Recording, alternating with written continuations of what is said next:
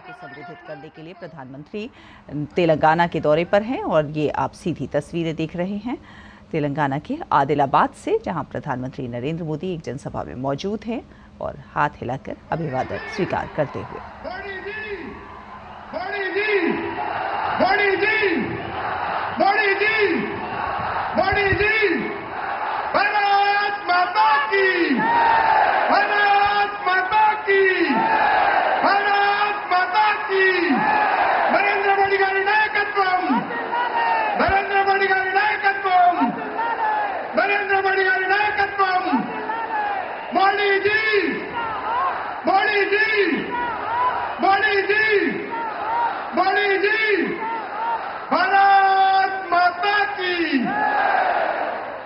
గౌరవ ప్రధానమంత్రి గారు వేదికపైకి ఇప్పుడే రావడం శుభసూచకం. వారిని రాష్ట్ర అధ్యక్షులు స్వాగతం చెప్పాల్సిందిగా మనం చేస్తా ఉన్నా. వారితో పాటు పాయల్ శంకర్ గారు ఎమ్మెల్యే గారు, అదే రకంగా మహేశ్వర రెడ్డి గారు, రామారావు పటేల్ గారు, కోయం బాబురావు గారు స్వాగతం చెప్పాల్సిందిగా మనం చేస్తా ఉన్నా.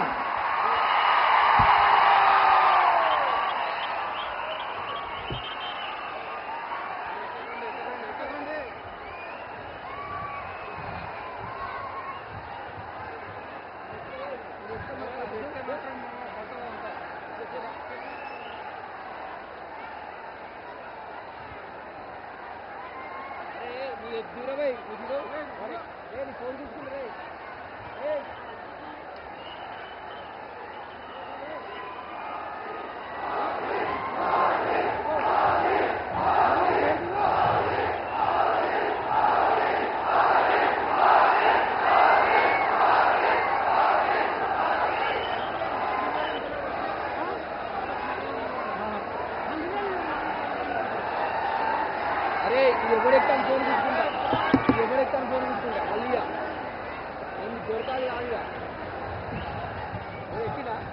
ఎక్కినాడు ఇటమ్మా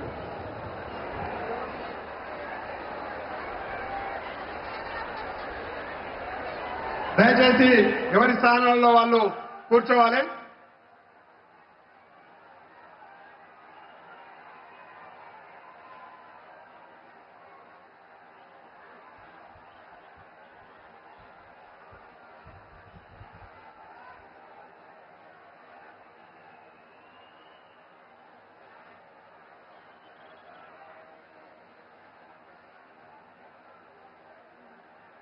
అందరూ కూడా కూర్చోవాలి. దయచేసి అందరూ కూర్చోవాలి please.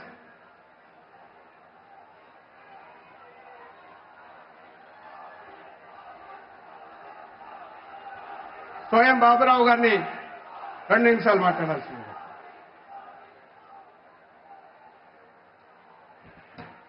Bharat Mata key Narendra Modi గారి నాయకత్వం. ఈరోజు ఆదిలాబాద్ జిల్లాలో గత 40 సంవత్సరాల నుంచి ప్రధానమంత్రి అధికార హోదాలో ఏ ప్రధానమంత్రి కూడా రాలే. కానీ మన అభిమాన నాయకుడు, అందరి అభిమాన నాయకుడు ప్రధానమంత్రి నరేంద్ర మోదీ గారు మరి ఆదివాసీ జిల్లా, వెనుకబడిన జిల్లా ఆదిలాబాద్ జిల్లా కూడా ఇవాళ వారి పాదం మోపడం అంటే ఈ ప్రాంతం అంతా కూడా సస్యశ్యామలమైనట్టుగానే నేను భావిస్తున్నాను. కాబట్టి వారి పెద్దలకు ప్రత్యేకంగా ఆదిలాబాద్ తరపున గౌరవ ప్రధానమంత్రి నరేంద్ర మోదీ గారికి ఆదిలాబాద్ జిల్లా నుంచి భారతీయ జనతా పార్టీ కార్యకర్తల నుంచి ప్రత్యేకంగా ధన్యవాదాలు. అదే రకంగా రాష్ట్ర అధ్యక్షుడు మరి కిషన్ రెడ్డి గారికి, అదే రకంగా బండి సంజయ్ కుమార్ గారికి, అదే రకంగా పాయల్ శంకర్ గారికి, అదే రకంగా మహేశ్వర్ రెడ్డి గారికి, వేదిక రామారావు పటేల్ గారికి, హరీష్ బాబు గారికి, ముగ్గురు జిల్లా అధ్యక్షులకు అందరికి కూడా నా హృదయపూర్వక నమస్కారాలు.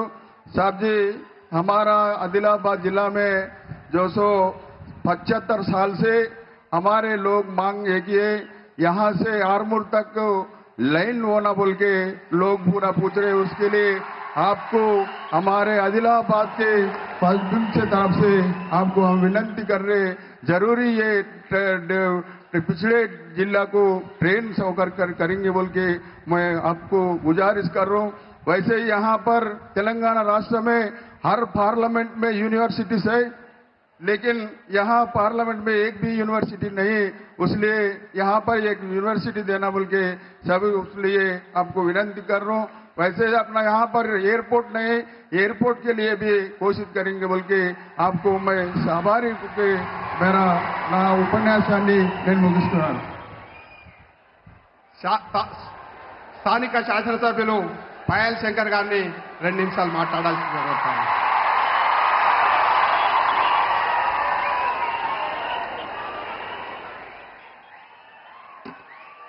నరేంద్ర మోడీ గారి నాయకత్వం ఒక్కసారి గట్టిగా ఆదిలాబాద్ ప్రజల నుండి మోడీ గారికి ఘనంగా లేచి 2 చేతులతోని చప్పట్లతో స్వాగతం।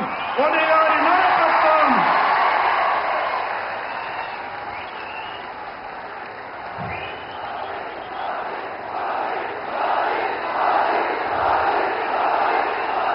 ప్రజలు ఆదిలాబాద్ కు విచ్చేసినటువంటి భారత ప్రధానమంత్రి నరేంద్ర మోడీ గారికి ఆదిలాబాద్ జిల్లా ప్రజల తరపున, ఆదిలాబాద్ ప్రజల తరపున స్వాగతం, సుస్వాగతం। మోడీ గారి రాక సందర్భంగా వెనుకబడ్డ జిల్లాగా పేరున్నటువంటి, వెనుకబడ్డ జిల్లాగా పేరు పెట్టి పిలుస్తున్నటువంటి ఆదిలాబాద్ జిల్లాకు మోడీ గారు రావడం ఈ జిల్లా ప్రజలంతా ఒక సంతోషకరమైన పండగ వాతావరణంలో ఉన్నారు। सर जी, यहाँ पे 5000 लोगों के लिए एम्प्लॉयमेंट देने वाली एक सीसीआई सीमेंट फैक्ट्री है सर। बहुत कम खर्चों से 30 साल से वो सीमेंट फैक्ट्री बंद है सर। लगभग 6000 लोगों को एम्प्लॉयमेंट मिलता है सर। भाई पहली बार आदिलाबाद में भारतीय जनता पार्टी का विधायक बना हूं आपके आशीर्वाद से। मुझे वो सीमेंट फैक्ट्री के लिए आपके तरफ से लोग एक अश्योरेंस चाह रहे सर। प्लीज आदिलाबाद के लिए वो एक काम के लिए और जो मेरे को बात करने के लिए मौका दिए। एक तो टेक्सटाइल पार्क आदिलाबाद में सर, ये बहुत कॉटन का होता है सर। ये 2 चीजों के ऊपर ध्यान दिए और ये मौका दिया मुझे, इसलिए धन्यवाद बात बोलता हूं। గౌరవనీయులు రాష్ట్ర అధ్యక్షులు కిషన్ రెడ్డి గారిని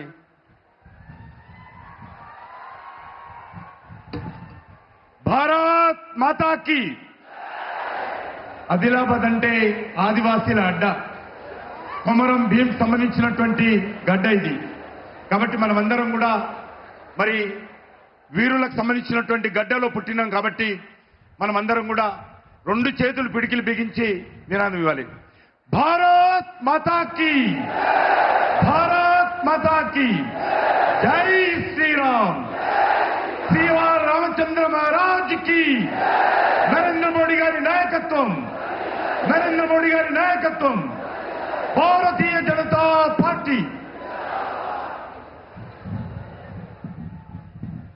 మన భారతదేశానికే కాదు యావత్ ప్రపంచానికి నాయకుడిగా ఈరోజు ప్రపంచ చిత్రపటంలో భారతదేశ గౌరవాన్ని మరి ఇనుమడింపచేస్తూ దేశంలో గత 10 సంవత్సరాలుగా దేశం యొక్క ముఖ చిత్రాన్ని ఒక నీతివంతమైనటువంటి ప్రభుత్వము, ఒక సమర్థవంతమైనటువంటి ప్రభుత్వము, ఒక సుస్థిరమైనటువంటి ప్రభుత్వము, అభివృద్ధి లక్ష్యంగా పనిచేస్తున్నటువంటి ప్రభుత్వాన్ని, పేద ప్రజల కోసం, బడుగు బలైన వర్గాల కోసం మరి పనిచేస్తున్నటువంటి ప్రభుత్వంగా పేరు తెచ్చుకొని ఈరోజు 3వసారి రానున్నటువంటి పార్లమెంట్ ఎన్నికల్లో మరి ఈరోజు నరేంద్ర మోడీ గారు దేశ ప్రజల ఆశీస్సులు తీసుకోవడం కోసం రావడం జరిగింది।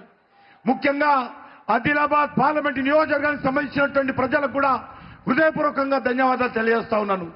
గతంలో కూడా ఇక్కడ నుంచి పార్లమెంట్ సభ్యుడిని గెలిపించడం జరిగింది। ఈసారి నరేంద్ర మోడీ గారు మరి 3వసారి దేశ ప్రధానమంత్రిగా ఈ యొక్క అన్ని వర్గాల ప్రజల ఆశీస్సులు అందజేసి ఆయనను మనం ఆశీర్వదించాల్సిన అవసరం ఉంది। అందుకే నరేంద్ర మోడీ గారు ఈరోజు విజయ సంకల్ప యాత్ర పేరుతో మన తెలంగాణలో జరుగుతున్నటువంటి కార్యక్రమంలో భాగంగా ఈరోజు హైదరాబాద్ ప్రజల ఆశీస్సుల కోసం నరేంద్ర మోడీ గారు వచ్చారు।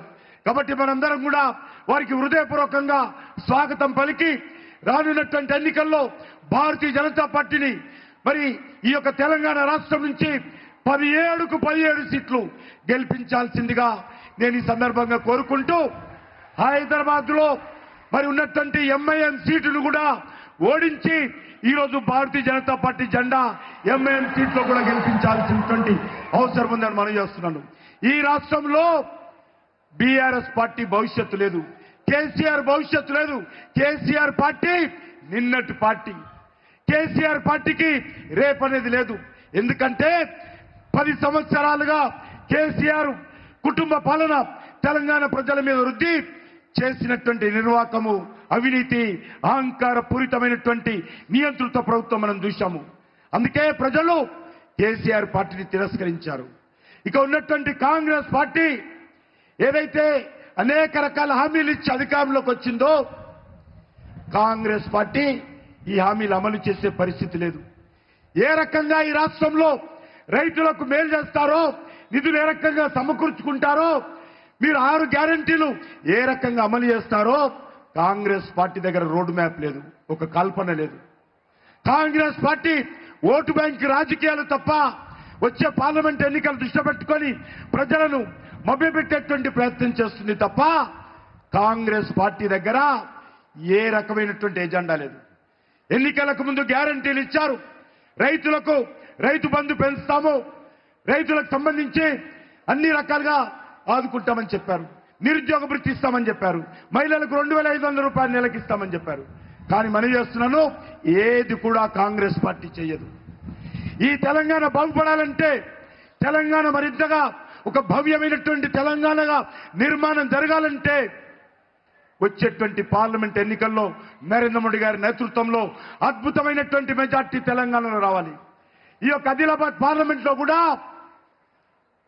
అద్భుతమైనటువంటి మెజార్టీతో మన భారతీయ జనతా పార్టీ అభ్యర్థి గెలవాలి. అందుకే మీ అందరినీ కోరుతూ ఈ యొక్క కార్యక్రమంలో పాల్గొంటున్నటువంటి మీ అందరికీ ధన్యవాదాలు తెలియజేస్తూ సెలవు తీసుకుంటున్నాను. ఇప్పుడు మన ప్రియతమ ప్రధానమంత్రి నరేంద్ర మోడీ గారు మన ఉద్దేశించి ప్రసంగిస్తారు.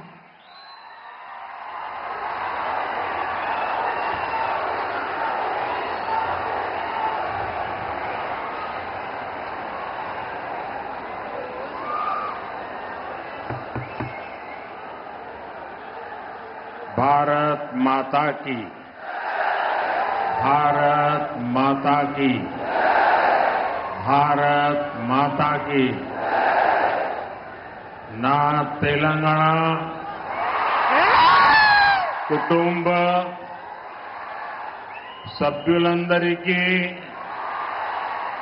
నమస్కారాలు. आप सभी विकास के इस उत्सव में इतनी बड़ी संख्या में आए हैं. हम सभी आपके बहुत बहुत आभारी हैं. अभी से कुछ देर पहले मैंने तेलंगाना और देश के विकास से जुड़ी हजारों करोड़ रुपए की विकास परियोजनाओं का लोकार्पण और शिलान्यास किया है.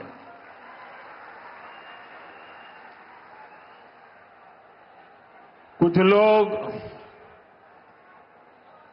आदत से मजबूर होते हैं, मेहनत करने की कुछ आदत भी कम होती है और इसलिए बड़ी सरल भाषा में कह देते हैं कि ये तो चुनावी सभा है. मेरे भाइयों बहनों और मेरे कुछ साथी जो भांति भांति का एनालिसिस करते हैं, जरा समझो ये चुनावी सभा नहीं है. चुनाव की तो अभी घोषणा भी नहीं हुई है.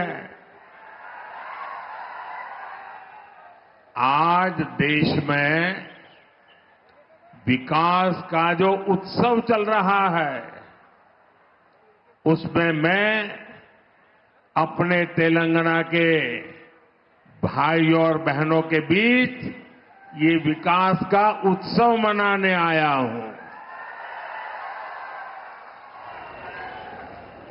मेरी बात से आप सहमत हैं ना?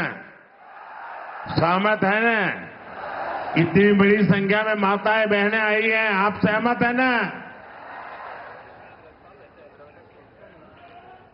मैं हिंदी बोलूंगा तो चलेगा ना? क्योंकि मैं तेलुगु में भाषण नहीं कर सकता हूं। लेकिन ये आपका प्यार है कि आप मेरी बात सुनना भी चाहते हैं, समझने का प्रयास भी करते हैं और फिर भी इतना प्यार देते हैं, इतना आशीर्वाद देते हैं। मैं आपका बहुत आभारी हूं। साथियों, बीजेपी की केंद्र सरकार किस स्पीड से और कितने बड़े स्केल से विकास उत्सव मना रही है, ये बताने के लिए मैं आपको और देश को, और ये जो बार बार चुनाव लिखते हैं ना, उनको खास मैं 15 दिन का हिसाब देता हूं। दे दूं आपको? मेरा 15 दिन का हिसाब दे दूं? देखिए 15 दिन में क्या क्या हुआ। 15 दिन में 2 IIT, 1 triple IIT DM, 3 IIM और 1 Indian institute of skills IIS, इसके कैंपस का लोकार्पण हुआ। 15 दिन में देश के अलग अलग राज्यों में 5 एम्स का लोकार्पण हुआ। 15 दिन में किसानों के लिए दुनिया की सबसे बड़ी स्टोरेज स्कीम शुरू हुई। 15 दिन में 18,000 कोऑपरेटिव्स के कंप्यूटराइजेशन के काम पर पूरा होने का लोकार्पण हुआ। 15 दिन में सिंदरी में देश के बड़े खाद कारखाने का लोकार्पण हुआ। 15 दिन में भारत के सबसे लंबे केबल आधारित ब्रिज का लोकार्पण हुआ है। 15 दिन में रेलवे से जुड़ी 2000 से अधिक परियोजनाओं का शिलान्यास और लोकार्पण हुआ। 15 दिन में ही ऑयल और गैस सेक्टर से जुड़े 1.5 लाख करोड़ रुपए से ज्यादा के प्रोजेक्ट देश को मिले हैं। 15 दिन में ही केजी बेसिन में फर्स्ट ऑयल का लोकार्पण हुआ है। वहां से निकले कच्चे तेल के पहले टैंकर को हरी झंडी दिखाई है। 15 दिन में ग्लोबल टेक्सटाइल इवेंट का उद्घाटन हुआ है। 15 दिन के ये काम आत्मनिर्भर भारत से विकसित भारत के निर्माण को और सशक्त कर रहे हैं। अब बताइए, ये विकास का उत्सव है कि नहीं है? ये लोगों के कल्याण का उत्सव है कि नहीं है? ये लोगों की भलाई का उत्सव है कि नहीं है? अरे चुनाव तो जब आएगा तब देखा जाएगा। मुझे तो देश को आगे बढ़ाना है। मैं सही बोल रहा हूं ना?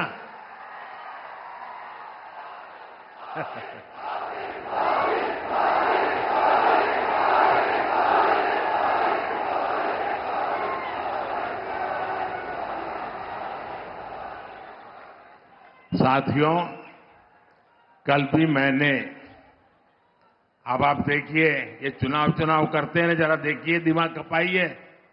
कल भी मैंने दिन भर सभी मंत्री और भारत सरकार के सभी वरिष्ठ सचिव अधिकारी, यानी एक प्रकार से टॉप टीम, करीब 125 लोग,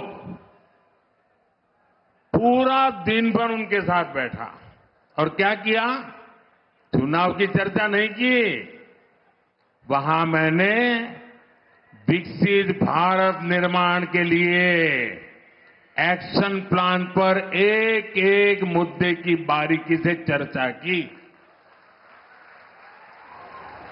विकसित भारत के एक्शन प्लान पर देश भर में 15 लाख 15 लाख लोग अब तक अपने सुझाव दे चुके हैं। 3,75,000 3,75,000 से ज्यादा स्टेक होल्डर्स अब तक इसमें सक्रिय रूप से जुड़े हैं। विकसित भारत के विजन को लेकर करीब 3,000 मीटिंग हो चुकी है। 3,000 मीटिंग देश को विकसित बनाने के लिए दिन रात काम। करीब करीब 1200 यूनिवर्सिटीज ने इसमें हिस्सा लिया है। बड़ी बात यह है कि इनमें अब तक करीब 11 लाख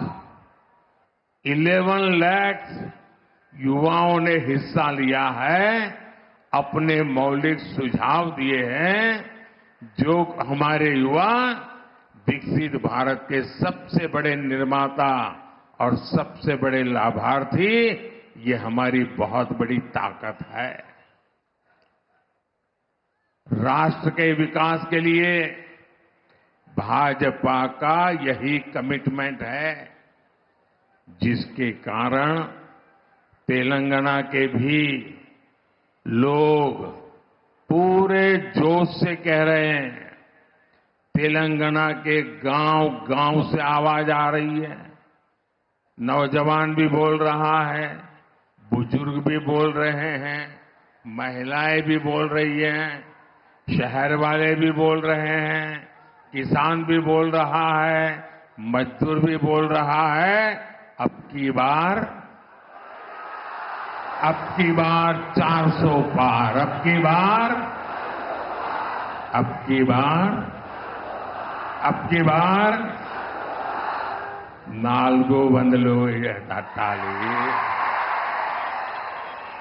బీజేపీకి ఓటు వేయాలి। साथियों, ये धरती रामजी गोंड और कोमाराम भीम जैसी महान विभूतियों की धरती है। आजादी के इतने दशकों तक तेलंगाना की इस धरती ने, उन्होंने जो योगदान दिया, उस योगदान को कभी सम्मान नहीं दिया गया। 2014 के बाद बीजेपी की केंद्र में सरकार ने तेलंगाना के विकास को, आदिवासी समाज के सम्मान को इतना महत्व दिया। आप मुझे बताइए, क्या बीजेपी सरकार आने से पहले कोई कल्पना कर सकता था कि एक आदिवासी महिला देश की राष्ट्रपति बनेगी? कोई कल्पना कर सकता था? पहले कभी लगता था कि ऐसा हो सकता है? क्या कोई कल्पना कर सकता था कि भगवान बिरसा मुंडा के जन्मदिन को राष्ट्रीय पर्व के रूप में मनाया जाएगा? आदिवासियों के विकास के लिए देश में अलग मंत्रालय बनाने का काम बीजेपी सरकार ने ही किया था। आजादी की लड़ाई में जनजातीय समाज के योगदान को समर्पित म्यूजियम बनाए जा रहे हैं। ये काम भी केंद्र की बीजेपी सरकार ने शुरू किया है। हैदराबाद में जो म्यूजियम बन रहा है, हमने उसका नाम रामजी गोंड के नाम पर रखा है। साथियों, आदिवासी समाज को सम्मान मिले, ये परिवारवादी पार्टियों को बर्दाश्त नहीं हो सकता।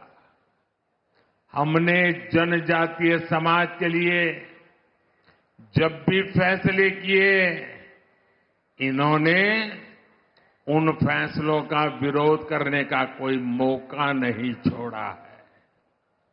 साथियों, बीजेपी आदिवासी कल्याण को, आदिवासी गौरव को सर्वोच्च प्राथमिकता देते हुए काम कर रही है।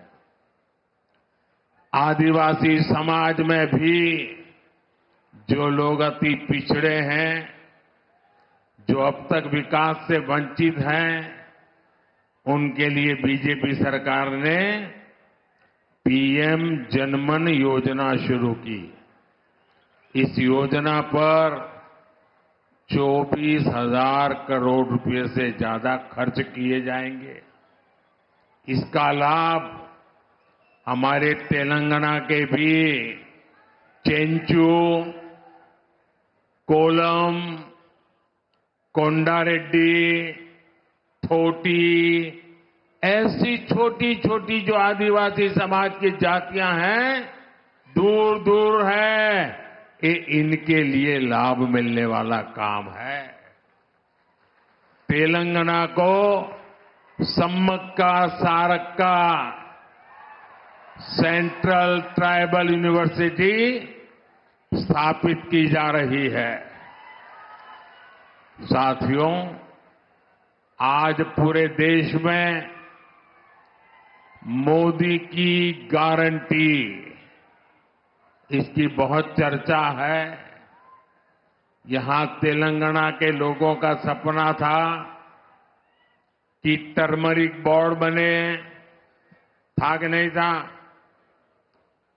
तेलंगाना के किसानों के लिए टर्मरिक बोर्ड अब एक सच्चाई बन चुका है कि नहीं चुका है?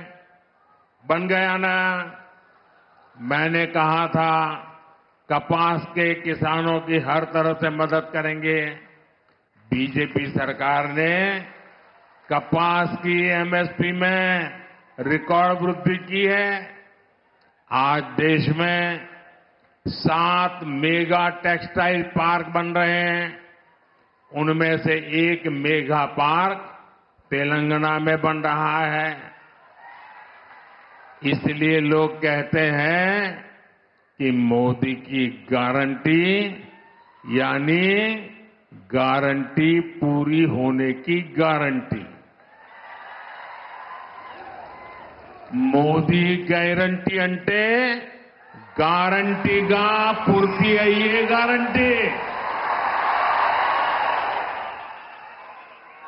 साथियों, तेलंगाना के लोग ये जान चुके हैं कि परिवारवादी पार्टियों के चेहरे अलग हो सकते हैं, लेकिन चरित्र एक ही होता है। और ये चरित्र क्या है? 2 पक्की चीजें हैं उनके चरित्र में, एक झूठ, दूसरा लूट। तेलंगाना में जैसे टीआरएस के बीआरएस बनने से कुछ नहीं बदला था, वैसे ही बीआरएस की जगह कांग्रेस से आने से कुछ नहीं बदलने वाला, क्योंकि एक ही चट्टे बट्टे के लोग हैं ये।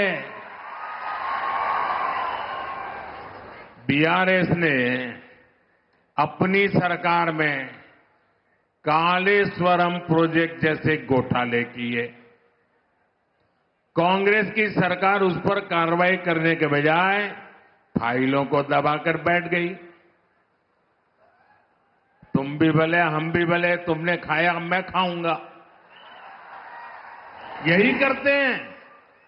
साथियों, भ्रष्टाचार, परिवारवाद और तुष्टीकरण में आकंठ डूबे इंडी गठबंधन के नेता बौखलाते जा रहे हैं। अब इन्होंने 2024 के चुनाव का अपना असली घोषणा पत्र निकाला है। मैं इनके परिवारवाद पर सवाल उठाता हूं तो इन लोगों ने बोलना शुरू कर दिया है कि मोदी का कोई परिवार नहीं है। अब तो कल ये कह देंगे कि तुम कभी जेल में तुझे सजा नहीं हुई इसलिए तुम राजनीति में नहीं आ सकते, ये भी कह देंगे। तेलंगाना के मेरे भाइयों बहनों, मेरा जीवन खुली किताब जैसा है।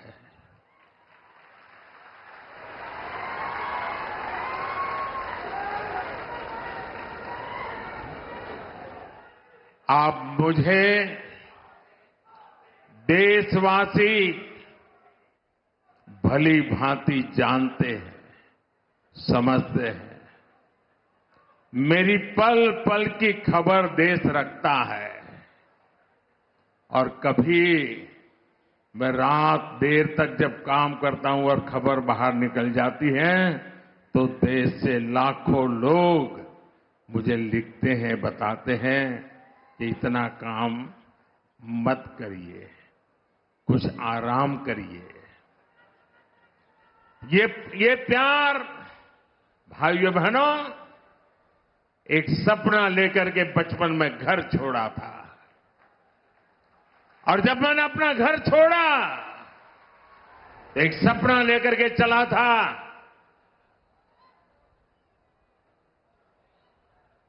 कि मैं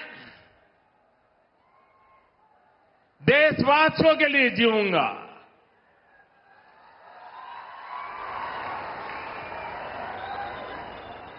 मेरा पल पल सिर्फ और सिर्फ आपके लिए होंगे। मेरा कोई निजी सपना नहीं होगा, आपके सपने, यही मेरा संकल्प होगा। और जिंदगी खपा दूंगा तो आपके सपनों को पूरा करने के लिए, आपके बच्चों के भविष्य को उज्जवल बनाने के लिए। और इसलिए देश के कोटि कोटि लोग मुझे अपना मानते हैं, अपने परिवार के सदस्य की तरह मुझे प्यार करते हैं। और इसलिए मैं कहता हूं 140 करोड़ देशवासी, यही मेरा परिवार है। ये नौजवान, यही मेरा परिवार है। आज देश की करोड़ों बेटियां, माताएं, बहनें, यही मोदी का परिवार है। आज देश का हर गरीब, ये मेरे परिवार है। आज देश के कोटि कोटि बच्चे, बुजुर्ग, ये मोदी का परिवार है। जिसका कोई नहीं है वो भी मोदी के हैं और मोदी उनका है। मेरा भारत, मेरा परिवार, मेरा भारत, मेरा परिवार, यही भावनाओं का विस्तार लेकर के मैं सपनों को संकल्प के साथ सिद्ध करने के लिए आपके लिए जी रहा हूं, आपके लिए जूझ रहा हूं और आपके लिए जूझता रहूंगा।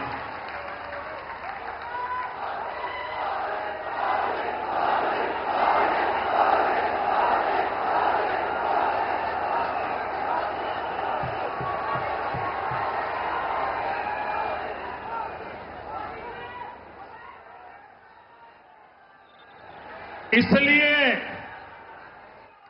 आज पूरा देश एक सुर में कह रहा है, मैं हूं मोदी का परिवार, मैं हूं मोदी का परिवार, नैने मोदी कुटुंबम। आप भी मेरे साथ बोलिए, मैं हूं मोदी का परिवार। मैं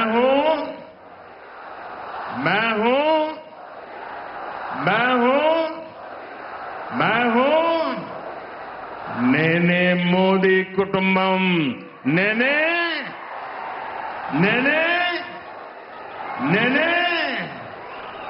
साथियों, आखिर में मैं तेलंगाना के लोगों को, देश के अन्य लोगों का एक संदेश भी देना चाहता हूं और गर्व से भरे हुए लोगों को मैं कहना चाहता हूं, राम मंदिर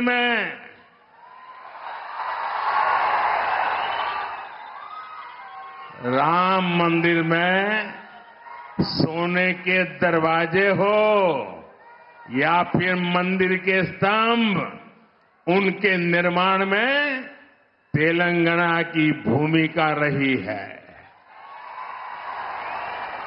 और इसके लिए पूरा देश तेलंगाना के लोगों का आभार व्यक्त करता है।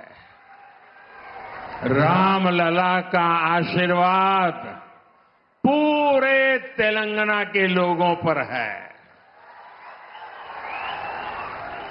हम विकसित भारत, विकसित तेलंगाना का लक्ष्य जरूर हासिल करेंगे। भाइयों बहनों, मैं आपसे यही आग्रह करता हूं कि 2047 25 साल हमारे पास है।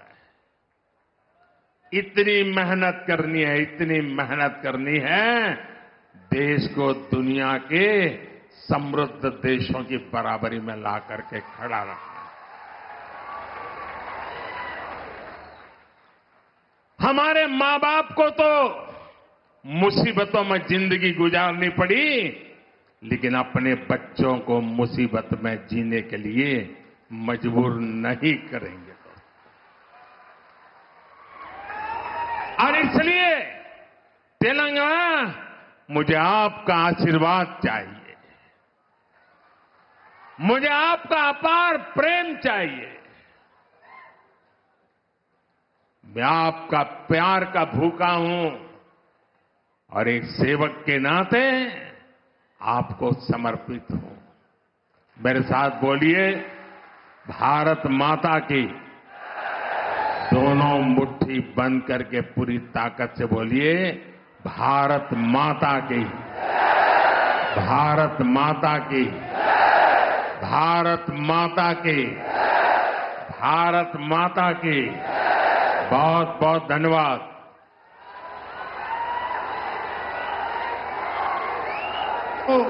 నిలబడి మన స్థానంలో నిలబడి మోడీ గారికి ధన్యవాదాలు చెప్పాలి.